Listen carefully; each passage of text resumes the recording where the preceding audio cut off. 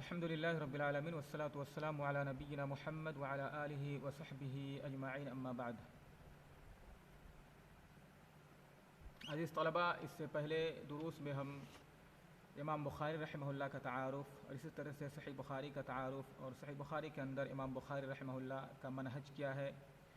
اور صحیح بخاری سے متعلق بہت ساری چیزوں کا ہم نے دراسہ کیا، اس کو پڑھا ہے۔ اب آج کے اس درس میں ہم شروع کریں گے انشاءاللہ صحیح بخاری کا دراسہ، اس کو پڑھنا شروع کریں گے۔ قال الشیخ الامام الحافظ ابو عبداللہ محمد ابن اسماعیل ابن ابراہیم ابن المغیرہ البخاری رحمہ اللہ تعالی: بسم اللہ الرحمن الرحیم۔ کیف کان بدء الوحی الی رسول اللہ صلی اللہ علیہ وسلم وقول اللہ جل ذکرہ انا اوحینا الیک کما اوحینا الی نوح والنبیین من بعدہ۔ قال حدثنا الحمیدی قال حدثنا سفیان قال حدثنا یحیی بن سعید الانصاری قال اخبرنی محمد بن ابراہیم التیمی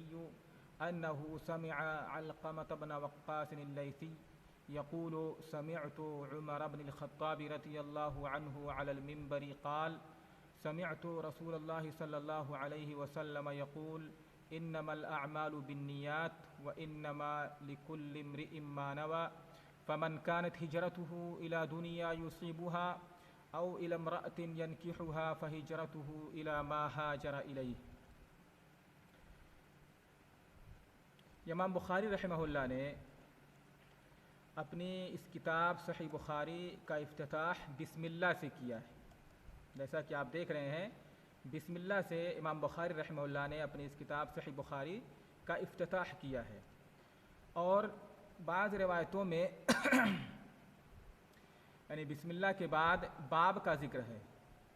یعنی بسم اللہ الرحمن الرحیم باب کیف کان بدء الوحی الی رسول اللہ صلی اللہ علیہ وسلم، اور بعض روایتوں میں باب کا ذکر نہیں ہے، ٹھیک ہے، یعنی شروع میں یعنی باب کیف کان بدء الوحی الی رسول اللہ صلی اللہ علیہ وسلم یہ باب ہے، اور بعض روات کے روایتوں میں اس کا ذکر نہیں ہے۔ قاضی عیاض نے اس کو دو طرح سے فرمایا ہے کہ یعنی باب کا جو ذکر ہے اس میں تنوین اور بغیر تنوین کے دونوں پڑھا جاتا ہے۔ آپ لوگوں کو جو اس سے پہلے حدیث پڑھے ہوں گے وہاں بتایا گیا ہوگا کہ جو شروع میں باب لکھا رہتا ہے اس کو پڑھنے کا دو طریقہ، ایک تو تنوین کے ساتھ پڑھا جاتا ہے اور ایک بغیر تنوین کے پڑھا جاتا ہے۔ اگر تنوین کے ساتھ پڑھا جاتا ہے تو اس کا معنی کیا ہوتا ہے، یعنی جب کہتے ہیں باب کیف کان بدء الوحی الی رسول اللہ صلی اللہ علیہ وسلم تو معنی ہوگا یعنی ھذا باب فی بیان کیفیت بدء الوحی، یعنی الی آخرہ فی بیان کیف کان بدء الوحی الی رسول اللہ صلی اللہ علیہ وسلم، تو ھذا باب یہ معنی ہوگا۔ اور اگر ہم بغیر تنوین کے پڑھیں گے تو اس کو مضاف مانیں گے، یعنی باب کیف کان بدء الوحی الی رسول اللہ صلی اللہ علیہ وسلم، باب ما جاء فی کذا، اس طرح سے مختلف ابواب آتے ہیں، تو وہاں پر باب یہ مضاف ہوگا اور اس کے بعد جو جملہ ہوگا وہ کیا ہوگا، مجرور ہوگا، حالت جر میں ہوگا۔ واضح ہے مشائخ؟ ہاں، تو بابن پڑھتے ہیں، ایک دن بابن کیف کان بدء الوحی، اور دوسرے بابو اضافت کے ساتھ بغیر تنوین کے پڑھیں گے تو وہاں پر مضاف ہوگا اور اس کے بعد والا جملہ جو ہوگا یعنی جو کلمہ ہوگا وہ یعنی مضاف الیہ ہوگا اور حالت جر میں ہوگا، کیف کان بدء الوحی الی رسول اللہ صلی اللہ علیہ وسلم۔ اب یہاں پر ایک اعتراض ہے مصنف پر، امام بخاری رحمہ اللہ پر۔ وہ اعتراض یہ ہے کہ امام بخاری رحمہ اللہ نے اپنی کتاب کا افتتاح کسی مقدمے سے نہیں کیا ہے جس میں انہوں نے اپنی کتاب کے بارے میں، جس سے کہ مؤلفین کا طریقہ ہوتا ہے مصنفین کا کہ مقدمہ بیان کرتے ہیں، شروع میں مقدمہ ذکر کرتے ہیں جس میں کہ اس کتاب میں سے ان کی کیا مقصود ہے، اپنے شرائط اور بہت ساری چیزیں اس میں ذکر کرتے ہیں، ٹھیک ہے، اپنے مقصود کو اس میں بیان کرتے ہیں کتاب سے کیا مقصود ہے۔ تو امام بخاری رحمہ اللہ نے کتاب کے شروع میں کوئی مقدمہ ذکر نہیں کیا، یہ امام بخاری رحمہ اللہ پر اعتراض ہے۔ اس کا جواب یہ ہے کہ مقدمہ یا خطبۃ الکتاب یا مقدمۃ الکتاب جو شروع میں لکھا جاتا ہے اس کے لیے ضروری نہیں ہے کہ اس کا ایک ہی سیاق ہو یا ایک ہی طرز پر ہر مؤلف کا مقدمہ ہو، بلکہ مقدمے سے جو مقصود ہے اس میں مقصود بالذات کیا ہوتا ہے کہ کسی ایسی چیز کے ذریعہ سے کتاب کی ابتدا اور اس کا افتتاح کیا جائے جس سے کہ مقصود حاصل ہو جائے. یہی غرض ہے, یہی مقصود ہے اصل, کہ کتاب کا افتتاح ایسے کلمات یا ایسے چیز سے کیا جائے جس سے کہ مقدمے سے جو مقصود ہوتا ہے مقصود اگر حاصل ہو گیا تو پھر کوئی ضروری نہیں ہے کہ کسی ایک ہی طرز اور ایک ہی طریقے پر ہر مؤلف کا مقدمہ ہو. ٹھیک ہے. اور امام بخاری رحمہ اللہ نے اپنی کتاب کی ابتدا بدء الوحی سے کی ہے اور ایسی حدیث سے کی ہے کتاب کی ابتدا جس سے کہ مقصود ان کا حاصل ہو جاتا ہے کہ یعنی جو حدیث اس بات پر مشتمل ہے علی ان العمل دائر مع النیہ, کہ عمل کا دار و مدار نیت پر ہے. تو گویا کہ امام بخاری رحمہ اللہ یعنی وحی السنہ کو اس کتاب کے اندر جمع کر کے جو ان کا مقصد ہے اس کتاب کو, اس میں نبی کریم صلی اللہ علیہ وسلم کی احادیث کو اس کے اندر جمع کیا ہے, تو ان کا مقصد اس سے واضح کر دیا ہے. اب اس حدیث کو بیان کر کے کہ یعنی حسن نیت کو میرے عمل کا اس کتاب کے اندر اور میرا جو قصد ہے وہ کیا ہے, درست ہے, یعنی عمل کا دار و مدار نیتوں پر ہے. لکل امرئ ما نویٰ. تو گویا کہ یہاں پر امام بخاری رحمہ اللہ نے صراحت کر کے کہ ہر آدمی جو بھی چاہے کتاب لکھ رہا ہو یا کوئی کام کر رہا ہو تو اس میں حسن نیت ضروری ہے, اخلاص ضروری ہے, اس کی طرف حدیث کو ذکر کر کے اشارہ کر دیا ہے, صراحت نہیں کی ہے. تو گویا کہ یہ حدیث جو ہے شروع میں یہ مقدمۃ الکتاب اس کو کی حیثیت سے ہے اور اس کو مقدمے کے طور پر امام بخاری رحمہ اللہ نے ذکر کیا ہے. اسی طرح سے امام بخاری رحمہ اللہ پر ایک اور اعتراض ہے کہ انہوں نے اپنی کتاب کی ابتدا حمد و صلاۃ سے نہیں کی ہے, جیسا کہ مؤلفین کا طریقہ رہا ہے رحمہ اللہ کا, علماء کا طریقہ ہے کہ وہ اپنی کتاب کی ابتدا اس کا افتتاح حمد و صلاۃ سے کرتے ہیں. نبی کریم صلی اللہ علیہ وسلم کہ اس حدیث پر عمل کرتے ہوئے اللہ کے رسول نے فرمایا کل امر ذی بال لا یبدأ فیہ بحمد اللہ فہو اقطع. اسی طرح سے دوسری حدیث کل خطبۃ لیس فیہا شہادہ فہی کالید الجزماء. جو ان دونوں حدیثوں کو امام ابو داؤد رحمہ اللہ نے اور ان کے علاوہ دوسرے محدثین نے ابو ہریرہ رضی اللہ تعالیٰ عنہ سے روایت کیا ہے. تو اعتراض سمجھ میں آپ لوگوں کو, اعتراض یہ ہے کہ انہوں نے اپنی کتاب کا افتتاح حمد و صلاۃ سے نہیں کیا ہے, جیسا کہ حدیث میں ذکر آیا ہے کہ جو بھی کام کیا جائے, جو بھی کوئی ذیشان اور بڑا کام ہو, اگر اس کو حمد اللہ رب العالمین کی تعریف سے نہ شروع کیا جائے تو وہ ادھورا اور ناقص ہوتا ہے. تو اس اعتراض کا جواب یہ ہے, دو طرح سے اس کا ہم جواب دیتے ہیں. ایک یہ کہ یہ دونوں حدیثیں جو ہیں امام بخاری رحمہ اللہ کی شرط پر نہیں ہیں, کیونکہ دونوں حدیثوں میں کلام ہے. ٹھیک ہے, لہذا اس وجہ سے امام بخاری رحمہ اللہ نے حمد و صلاۃ سے کتاب کا افتتاح نہیں کیا. دوسرے یہ کہ اگر ہم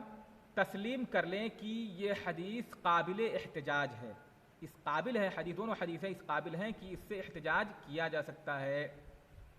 تو پھر ہم یہ جواب دیں گے, اس کا یہ کہا جائے گا کہ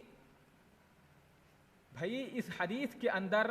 اس بات کا ذکر نہیں, یعنی اس حدیث کے اندر اس بات کی تعین نہیں ہے کہ یعنی حمد و صلاۃ کو کتابتاً لکھنا ضروری ہے. حدیث اس بات کی تعین نہیں ہے کہ ہے حدیث کے اندر اس بات کی تعین, بلکہ حدیث میں یہ ہے کہ ہر کام کے شروع میں حمد و صلاۃ, جس میں جو بھی کام کیا جائے اس میں حمد و صلاۃ کا نہ پڑھا جائے, نہ ہو اس میں, تو ناقص اور ادھورا ہوتا ہے. تو یہاں پر تو یہ تو نہیں, اس حدیث میں تعین نہیں ہے کہ اس کو کتابتاً اس کا ذکر ضروری ہے. ٹھیک ہے, تو ہم یہاں پر یہ کہیں گے کہ ہو سکتا ہے امام بخاری رحمہ اللہ نے صرف یعنی زبانی اس کو پڑھنے پر اکتفا کیا ہو, زبان سے انہوں نے کتاب کے افتتاح میں شروع میں حمد و صلاۃ پڑھ لیا ہو اور اس کو لکھا نہ ہو شروع میں. ٹھیک ہے, لہذا اس سے مقصود حاصل ہو گیا. اور کیونکہ امام بخاری رحمہ اللہ نے اپنی کتاب کی افتتاح کیا ہے وہ بسم اللہ سے کیا ہے, اور حمد و صلاۃ کا جو مقصود ہے شروع میں, مقصود یہ ہے کہ اس عمل کا افتتاح یا اس عمل کو شروع کیا جائے جس میں شروع میں اللہ رب العالمین کا ذکر ہو، اللہ رب العالمین کے نام کا ذکر ہو، اسی طرح سے اللہ کے رسول پر صلاۃ و سلام ہو، تو بسم اللہ سے وہ مقصود حاصل ہو جا رہا. بسم اللہ میں اللہ رب العالمین کا ذکر موجود ہے، لہذا وہ مقصود حاصل ہو گیا. تو پھر حمد و صلاۃ کتابتاً یہ مطلب انہوں نے مناسب نہیں سمجھا، یا امام بخاری نے نہیں لکھا. ہو سکتا ہے یہ وجہ، کوئی ضروری نہیں کہ جو یہاں پر بیان کیا جا رہا ہے، جواب دیا جا رہا ہے، یہی وجہ ہو، لیکن یہ علماء نے ایسے جواب دیا ہے. ٹھیک ہے. تو اب یہاں پر امام بخاری رحمہ اللہ نے بسم اللہ سے کتاب کی شروعات کی ہے. ٹھیک ہے. اور بسم اللہ سے کتاب کی شروعات کیوں کی ہے؟ کیونکہ سب سے پہلے قرآن میں جو نازل ہوا، جو سورت نازل ہوئی، اقرأ بسم ربک الذی خلق، تو گویا کہ اسی کی اقتدا کرتے ہوئے امام بخاری رحمہ اللہ نے اس کتاب کے لکھنے یا اس کی تصنیف کو بھی اللہ رب العالمین کے نام سے شروع کیا ہے، بسم اللہ سے، اور اسی پر اکتفا کیا ہے. اور دوسری یہ کہ امام بخاری رحمہ اللہ کی اس عمل کی تائید نبی کریم صلی اللہ علیہ وسلم کے ان خطوط سے بھی ہوتی ہے جو اللہ کے رسول صلی اللہ علیہ وسلم نے یعنی حکام کی طرف آخری عمر میں اپنے خطوط بھیجے تھے. ٹھیک ہے. تو اس میں بھی ان خطوط کا افتتاح بھی اللہ کے رسول صلی اللہ علیہ وسلم نے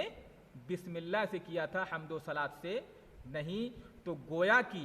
امام بخاری رحمہ اللہ اپنی اس کتاب کا افتتاح بسم اللہ سے کر کے،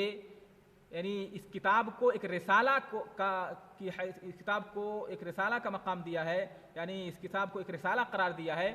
جو امام بخاری رحمہ اللہ امت کو کے لیے انہوں نے لکھا ہے. امت کے لیے ایک پیغام ہے، ایک رسالہ ہے اہل علم کے لیے، تاکہ اس کو پڑھیں اور اس سے فائدہ حاصل کریں. جس طرح سے اللہ کے رسول صلی اللہ علیہ وسلم نے بادشاہوں اور حکام کے پاس اس طرح سے خطوط لکھ کر کے اور بسم اللہ سے شروع کیا تھا، اپنا رسالہ، اپنا پیغام بھیجا تھا. تو گویا کہ امام بخاری رحمہ اللہ بھی امام اللہ کے رسول صلی اللہ علیہ وسلم کی اقتدا کرتے ہوئے اس کتاب کو ایک رسالے کا مقام دیا ہے، ایک رسالہ قرار دیا ہے. اس کتاب کو ایک رسالے کے طور پر اس کو لکھا ہے امت کے لیے اور امت کے علماء کے لیے. واضح ہے مشائخ؟